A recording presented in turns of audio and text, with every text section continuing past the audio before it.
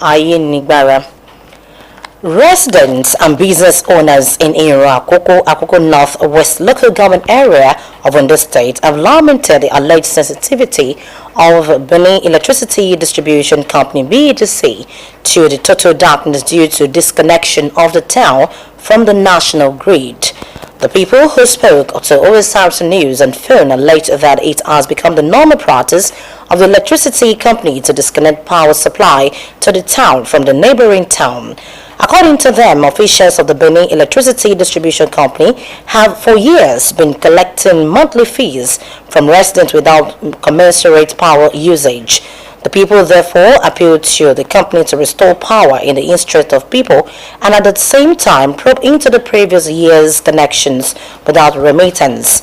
The Onion Oba Bayodi Agbola, who confirmed that the town has been without power supply for weeks, while neighboring towns are enjoying uninterrupted supply, admonished the distribution company to look into the issue. He maintained that residents of a section of the town have always been responsible for repairs and maintenance of damaged poles, cables, and vandalized parts of transformers. The Ondo State government has reaffirmed its commitment to productive partnership with relevant government agencies and private institutions as part of efforts to accelerate economic growth and sustainable development in the state. The governor, Lucky Aiyedatiwa, gave the assurance while receiving the management team of National Space Research and Development Agency, NASTRA, in Akure. Government House correspondent Zemo Ebieme provides further details as the report is presented from our studio. Community was led by the Alale Oba Isiaka Adu, accompanied by other community leaders. The monarch engaged the governor on strategies to advance grassroots development and strengthen community relations. Oba Adu lauded the governor for his administration's interventions in Akuba Akoko, including the Akuba Ikare Road, Okusa Basic Health Center, and Atiba Market. The monarch called for greater inclusion of qualified indigenes in state civil service roles and urged increased funding plus oversight for Adekunle Ajayi University to support its new professional courses.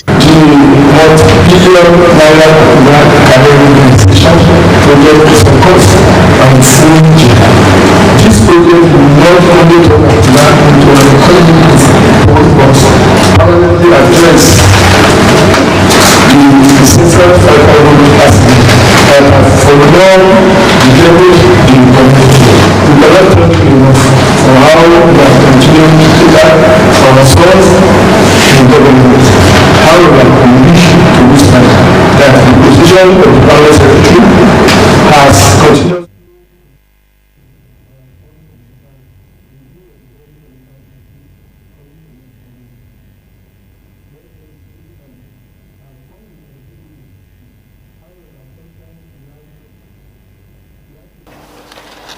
The present administration in Ondo State has reaffirmed commitment to boosting efficiency in all state-owned tertiary institutions.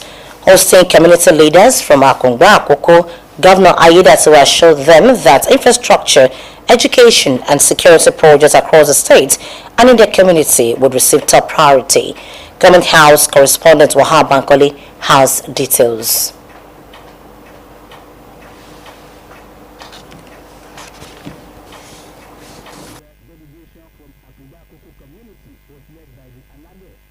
Isiaka Adu, accompanied by other community leaders. The monarch engaged the governor on strategies to advance grassroots development and strengthen community relations.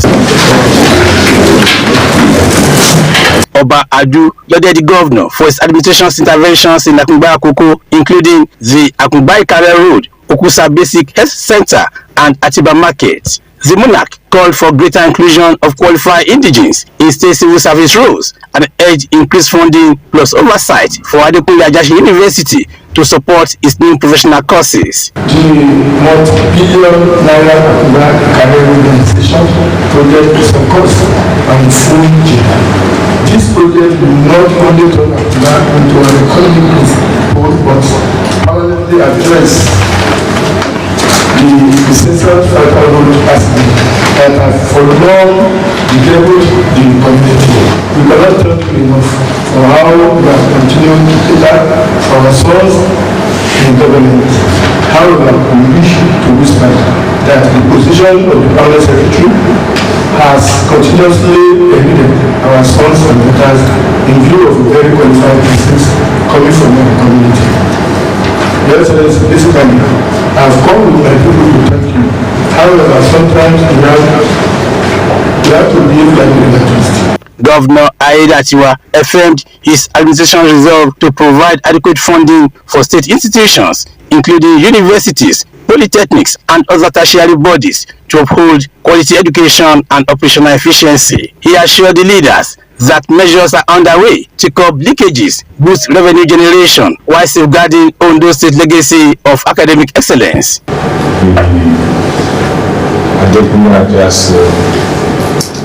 University the needs of rather increase funding so that the institution can be run better than the way it's going. And we are looking at that now, making the request not only at the University, all universities owned by the states, including units of medical sciences, technology, even for technical, which we have for massive applications, the equivalent to the of as a technology. They also are making requests. The resources are limited, hard alternative uses. When we try and prioritize areas of need that are very, very important and urgent that we need to attend to, we can also do more from the same resources if we are able to earn more and block leakages of the system. We're going to free more money in some other things. Definitely we will, because we take pride in education in the state. Governor Aiyedatiwa spotlighted ongoing infrastructure projects in Akumba Akoko, including the multi-billion naira dualization of the Akumba Ikare Road. He also highlighted the relocation and rehabilitation of Atiba Market, pledging to upgrade it into a central hub serving the broader area. Dualization of the Ikare, put it there. That now it's very important to increase the economic activity in our corridor and also reduce, if not totally eliminate, accidents because of the road was constructed. Apart from that, we believe that the university community that is there is a community that has a lot of people. And we need to ensure that we secure we see where we saw further happening there the accident from that road, which has now affected that market and the location which was supported by the community. We engaged our people to speed up the work. Governor Aiyedatiwa stated that robust measures have been implemented to keep Ondo State and Akumba Akoko in particular safe, while pledging sustained efforts to maintain peace and order in the area. Wahab Bankole, Osrc News. The Ondo State government, in collaboration with the Livestock Production and Resilience Support Project (LPRES), has commenced implementation plans for the One Health approach for effective response to public health threats. Concerned ministries and key stakeholders converge on Akure, Ondo State capital, for a one-day workshop to domesticate the national strategic plan on the One Health approach in tackling health challenges. Omoniola Ongbeji reports.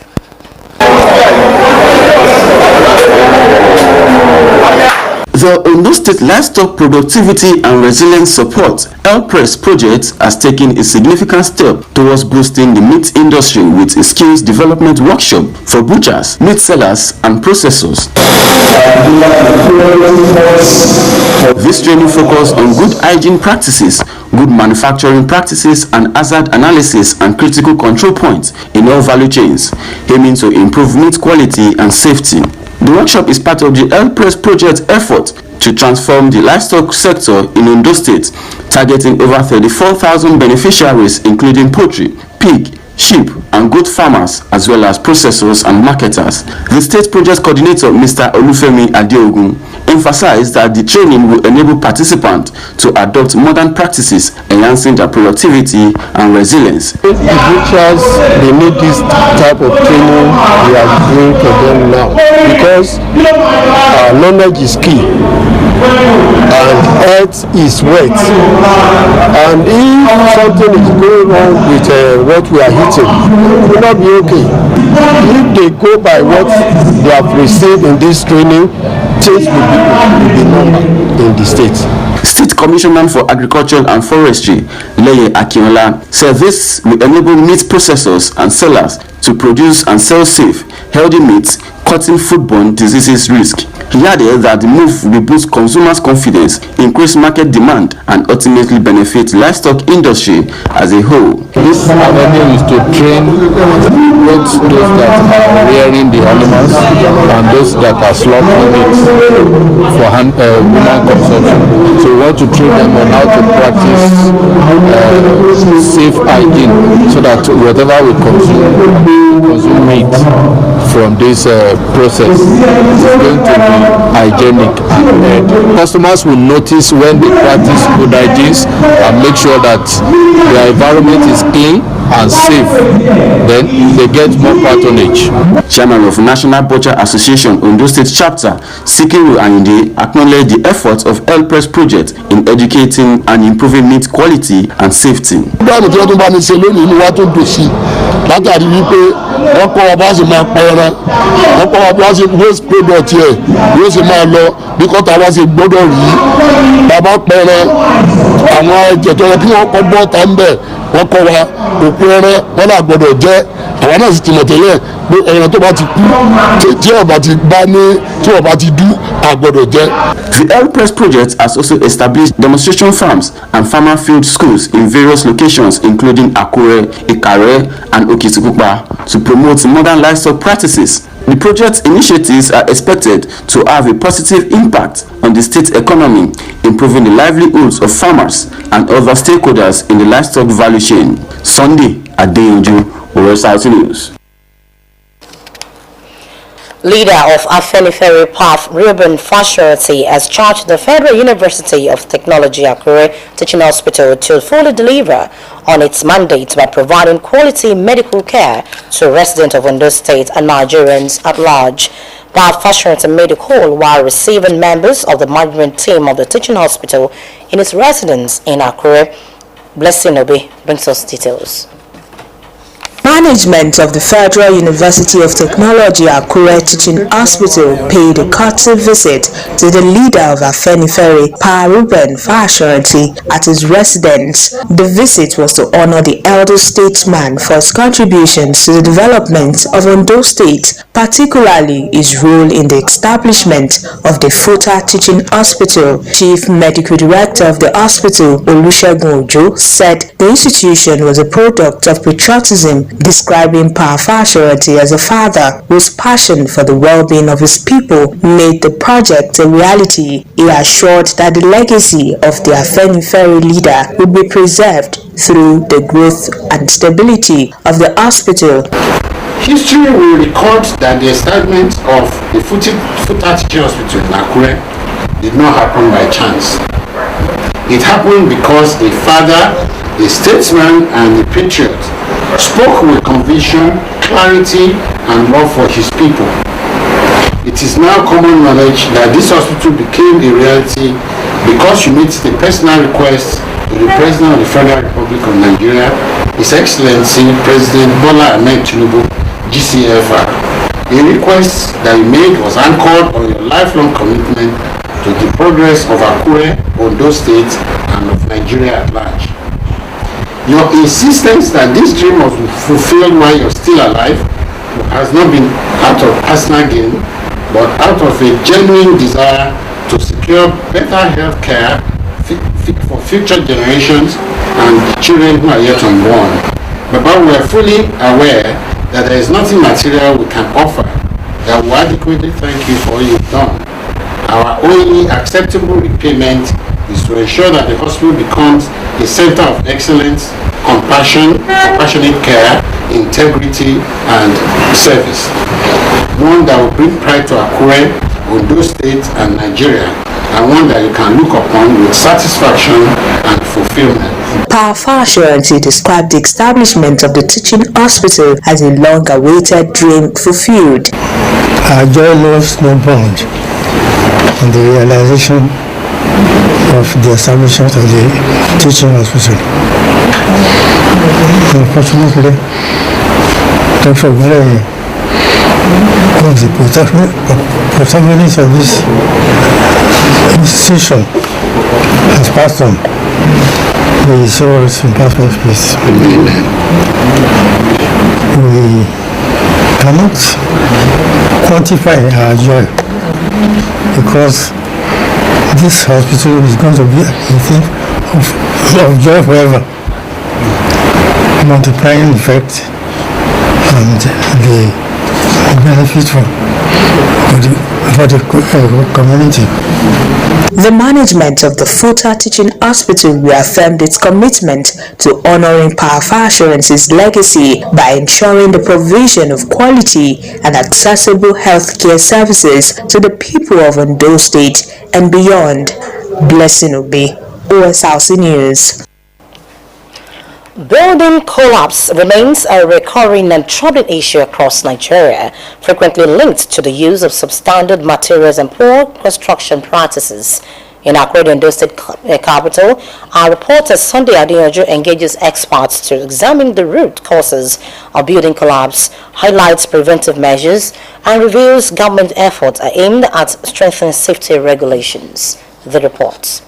Building collapses continue to raise serious concerns about safety standards in the construction sector. Such incidents often result in loss of lives, injuries, and destruction of property, leaving affected families and communities in deep distress. Experts warn that many of these tragedies are preventable if proper building practices and construction regulations are strictly adhered to. Permanent Secretary of Physical Planning and Urban Development, Olugbenga Akinbasote, revealed that investigations have shown that use of substandard materials, inadequate reinforcement, and deviation from approved building plans are major causes of structural failure. In the case where some even get approval, they deviate from such approval, which causes this kind of incidents. So the deviation, some people try to maximize the dimension, the size of their land, and so on. The number of pillars that they are supposed to introduce, the number of structures and support that they are supposed to introduce, they try to minimize them, and this causes a lot of problem. Instead of employing qualified engineers, structural engineers, and architects, surveyors, and so on, you see them making use of just roadside quacks that are not really experienced. A registered architect, Omishola Ngbeji, identified engagement of non-qualified professionals and lack of proper supervisions as key contributing factors responsible for building collapse. Having an incompetent contractor on site to man their jobs, and so, of course, what do you expect? Probably because he has done one somewhere, he succeeded and he feels it ought to be like.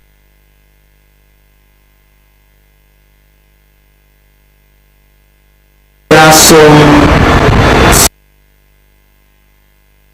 defective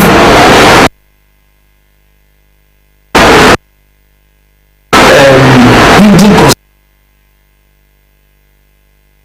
construction practices.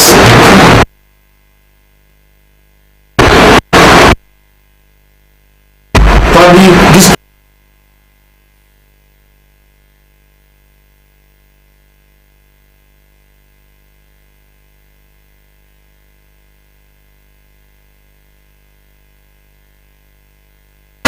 visit that place, to make it difficult, things like that. They are all part of it. Also, I know also of low quality materials. This has a lot to do with the kind of materials in the market.